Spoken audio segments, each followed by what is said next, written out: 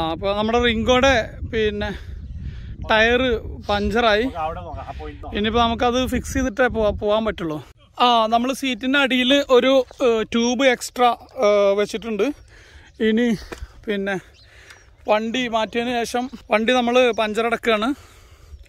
അപ്പോൾ വണ്ടി നമ്മൾ തിരിച്ചു വെച്ചു. അതിനുശേഷം ടയർ നോക്കി. ഫ്രണ്ടല്ലേ കംപ്ലൈൻറ്റ്? ഇത് 1-2 പ്രാവശ്യം ആദ്യമായിട്ട് ചെയ്യുന്നവരെ സംബന്ധിച്ചിടത്തോളം ഇത് ഭയങ്കര റിസ്ക് അല്ലേ? മുന്നേ ചെയ്തിട്ടുണ്ടോ പ്രിന്റോ? ഒരു പ്രാവശ്യം ആയിട്ടുണ്ട്. ഇത് സെക്കൻഡ് ടൈമാ? എത്ര വർഷമായി?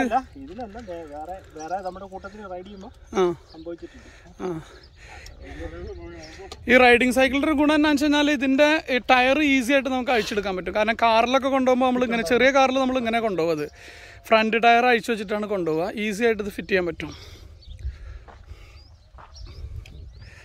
അപ്പോൾ അതിൻ്റെ ടൂൾസൊക്കെ അതിലുണ്ട് അല്ലേ? നമ്മളെ ചാർലിക്ക് മുന്നേ ഇതുപോലെ പഞ്ചറായിട്ടുണ്ടോ? എനിക്ക് പഞ്ചറായിട്ടില്ല. പക്ഷെ നമ്മുടെ കൂട്ടത്തിൽ നാഷണൽ ഡേക്ക് പോയപ്പോൾ നമ്മുടെ ഒരു സുഹൃത്തിന് പഞ്ചറായി. ഒരു 25+ മെമ്പേഴ്സ് ഉണ്ടായിരുന്നു. എവിടെ വെച്ചിട്ട്? Downtown to blue waters, Dubai Marina. Blue വാട്ടേഴ്സിലെത്തി തിരിച്ചു വരുന്ന വഴിക്ക് ദുബായ് മെറീനയിൽ വെച്ച് പഞ്ചറായി. അപ്പോൾ ഇത് ഇവിടുന്ന് ആദ്യം ഈ ട്യൂബിൻ്റെ സാധാരണ നമ്മളെ സൈക്കിൾ പഞ്ചർ അടക്കുന്ന അതേ മെത്തേഡ് തന്നെ, വേറെ വ്യത്യാസമൊന്നുമില്ല. പക്ഷെ നമുക്കിത് പരിചയമില്ലാത്തതുകൊണ്ട് കുറച്ച് പണി. അപ്പോൾ ട്യൂബ് ഏകദേശം അഴിച്ചെടുത്തു. ഇതിൻ്റെ കൂടെ ഒരു LNGയുടെ ടൂൾ കിറ്റ് എപ്പോഴും കയ്യിൽ കന്ന് കാണിച്ചാലെങ്കിൽ LNGയുടെ ഒരു ടൂൾ കിറ്റ്. ഇതിന് എത്ര രൂപ ഉണ്ടാവും? ഒരു 25 രൂപ അല്ലേ? 30 രൂപ 50യുടെ ഒരു ടൂൾ കിറ്റ് കയ്യിൽ വെക്കുക. പിന്നെ ഇങ്ങനെയാണ് അത് എടുത്തതിന് ശേഷം ആ ടയർ സാധാരണ നമ്മുടെ നാട്ടിലെ പഞ്ചർ അടക്കുന്ന അതേ മെത്തേഡ് തന്നെ അല്ലേ? ടയർ ഊരി 2 റീപ്ലേസ് ചെയ്യാം. ഒട്ടിക്കാൻ പിന്നെ നോക്കാം. നമുക്ക് വഴിയിൽ നിന്ന് ഒട്ടിക്കാനുള്ള ഓപ്ഷൻ ഇല്ല. വഴിയിൽ നിന്ന് നമ്മൾ എക്സ്ട്രാ കരുതിയിട്ടുള്ള ടയർ എടുക്കുക, മാറ്റുക അല്ലേ? ട്യൂബ് ഇടുക. ട്യൂബ് ഒരെണ്ണം ഓൾറെഡി കയ്യിലുണ്ട്. അതുപോലെ തന്നെ ഇത് എയർ അടിക്കാനുള്ള ഒരു ഇത് നമ്മളെപ്പോഴും എല്ലാ ബൈക്കിൻ്റെയും കൂടെ നമ്മൾ വെച്ചിട്ടുണ്ട്. ഒരു ചെറിയ മിനി പമ്പ് അല്ലേ? ഇതിന് എത്ര രൂപ ഉണ്ട്? ഇത് 90 ദിറംസ് ഉണ്ട്. ഡെക്കാത്തോണിൽ കിട്ടും. നല്ല ക്വാളിറ്റി ഉള്ള സാധനം. ഒരു 90 ദിറംസ് വെച്ച് കഴിഞ്ഞാൽ അത്യാവശ്യം കുറച്ച് ട്യൂബ് എടുക്കണ്ട. ഈ ഒരു സെക്കൻഡ് ഇത് കൂടി കഴിഞ്ഞാൽ ജസ്റ്റ് ഒന്ന് എയർ ശകലം ഫില്ല് ചെയ്തിട്ടാണ് അതിടാനോ? അല്ലെങ്കിൽ നമുക്ക് ഇത് കിട്ടൂല. പറഞ്ഞോ. ഈ എയർ ഓക്കെ കുറച്ച് ഫില്ല് ചെയ്തിട്ടാണോ? അതായത് കുറച്ച് എയർ ഉള്ളിൽ പോയിട്ട് പിന്നെ വേണം ട്യൂബ് ഇടാൻ. അപ്പോൾ ആദ്യം നമ്മൾ ട്യൂബ് സെറ്റ് ചെയ്യുന്നതിൻ്റെ മുന്നേ കുറച്ച് എയർ കയറ്റി കൊടുക്കണം. ഹെൽപ്പ് ചെയ്യണോ?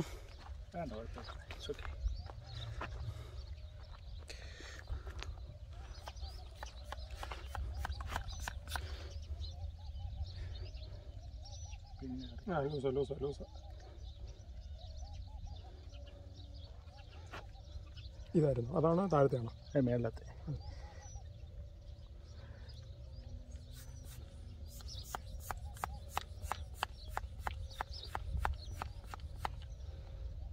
കയറുണ്ടോ?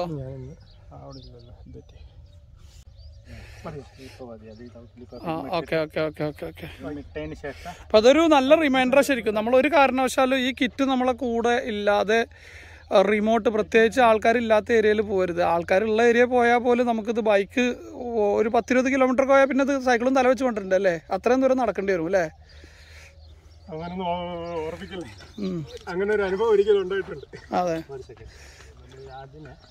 അപ്പോൾ സൈക്ലിസ്റ്റുകൾ ശ്രദ്ധിക്കേണ്ട കാര്യം എന്താ വെച്ച് കഴിഞ്ഞാൽ നിർബന്ധമായിട്ടും ഈ പറഞ്ഞ കിറ്റൊക്കെ കയ്യിൽ കരുതണം. എസ്പെഷ്യലി ഒരു ചെറിയ ദൂരം ഉള്ള ഇതിന് പോകണമെങ്കിൽ. പുറത്തെ റിഗ് ഉണ്ടല്ലോ, ഇതിൻ്റെ അകത്ത് വരണം. എന്നിട്ട് അതിന് ശേഷം ട്യൂബ് ഇടുമ്പോൾ നമ്മൾ 2 കാര്യം ശ്രദ്ധിക്കേണ്ടത്. ഇതിനകത്ത് മണ്ണ് കയറാൻ പാടില്ല. അവിടെ ഇതിനകത്ത് പിന്നെ തരി കയറി കഴിഞ്ഞാൽ പിന്നെ വീണ്ടും പണി കിട്ടും അല്ലേ? പിന്നെ നമുക്ക് പഞ്ചർ കിട്ടും. അപ്പം ഇത് പിന്നെ ഈ പോയിന്റ് ഉണ്ടല്ലോ, ഫസ്റ്റ് ഈ പോയിന്റ് കയറ്റിക്കോണം. അല്ലെങ്കിൽ പിന്നെ ട്യൂബ് തിരിക്കാൻ പാടാവും. എന്നിട്ട് ഈ സെക്കൻഡ് ഒരു സെക്കൻഡ് അത് പുറത്താക്കിയിടണം അല്ലേ? ഇത് പുറത്താക്കിയിടണം. ഇതെപ്പോഴും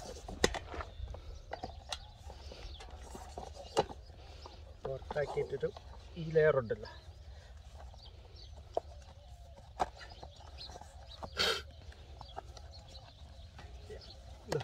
ഇത് വേണ്ട. അത് ഇതിന് ശേഷം പിന്നെ ഇതിലിടാം.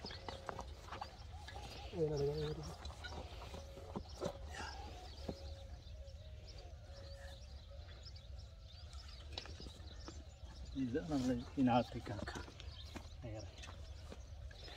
ഇപ്പൊ ട്യൂബ് ഉള്ളിലായി കഴിഞ്ഞു അല്ലേ? പകുതി പണി കഴിഞ്ഞു. രണ്ട് ഫോട്ടോ എടുക്കാം.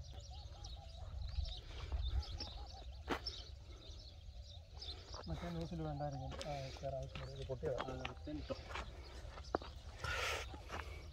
ഇതിനി കൊണ്ട് പഞ്ചർ അടപ്പിച്ചോട്ടോ, അതോ വേറെ വാങ്ങിക്കോ? ഇല്ല, പഞ്ചർ അടപ്പിച്ചു. അത് നമുക്ക് പഞ്ചർ നോക്കിയിട്ട് പിന്നെ അതിൽ ചെറിയ പഞ്ചറാണെങ്കിൽ നമുക്ക് പാച്ച് ചെയ്യാം. പാച്ചിങ് കിറ്റ് വെച്ച് അവരുടെ അടുത്ത് കൊടുത്താൽ മതി അല്ലേ? നമുക്ക് ചെയ്യാം. പാച്ചും ഗ്ലൂ ഉണ്ടെങ്കിൽ നമുക്ക് തന്നെ ചെയ്യാൻ കഴിയും. അപ്പം ഇനിയിപ്പോൾ നമ്മൾ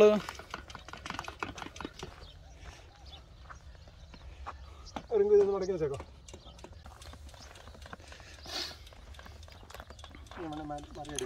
ഇതെന്തൊരു ഗുണം എന്താണെന്ന് വെച്ചാൽ നമ്മൾ ഇത്രയും നല്ല ബ്യൂട്ടിഫുൾ സ്ഥലത്ത് എത്തിയതിന് ശേഷം ആയതുകൊണ്ട് കുറച്ച് തണുപ്പുണ്ട് അല്ലേ?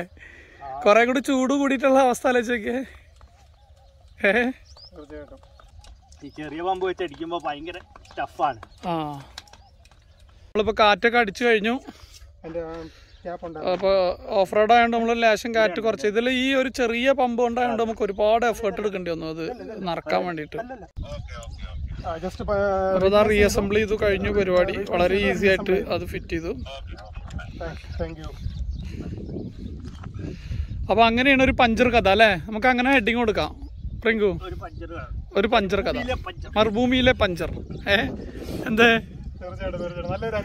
നല്ലൊരു ഡെമോൺസ്ട്രേഷൻ ആയി പോയി.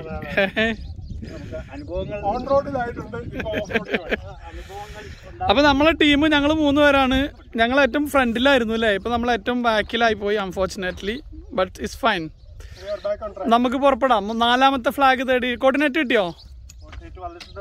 ഓക്കെ, അപ്പൊ ഞങ്ങൾ 4ാമത്തെ ഫ്ലാഗ് തേടി ഈ മനോഹരമായിട്ടുള്ള ഭൂമികയിലേക്ക് പ്രവേശിക്കുകയാണ്. ഇതിനകത്താണ് നമ്മുടെ ഒരു അതിമനോഹരമായിട്ടുള്ള ഒരു ലേക്ക് ഉണ്ട്. ആ ലേക്ക് കാണുന്നെ വേണം. അത് ഇപ്പൊ തന്നെ ഈ മരത്തിൽ കണ്ടില്ലേ, ഇഷ്ടംപോലെ കിളികൾ ഇങ്ങനെ കളകളാനാദം അല്ലേ? കളകളാനാദം മുഴക്കിക്കൊണ്ടിരിക്കുകയാണ്. അതിനകത്ത് കണ്ട ഒരു കൂട് കണ്ട, ഒരു കിളിക്കൂട് കണ്ട, അടിപൊളി.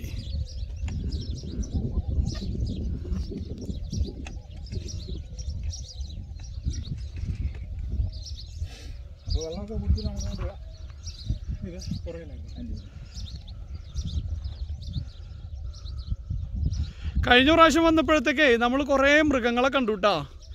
ഒറിക്സിനെ കണ്ടു, മാനിനെ കണ്ടു, കാട്ടുമുയലിനെ കണ്ടു. പക്ഷെ ഇപ്രാവശ്യം ഒന്നും കണ്ടില്ലല്ലോ. ഇപ്പൊ നമ്മൾ തിരക്ക് ഓടിയാണ്ടായിരിക്കും അല്ലേ നമ്മൾ ഒന്നിനെയും കാണാതിരുന്നത്?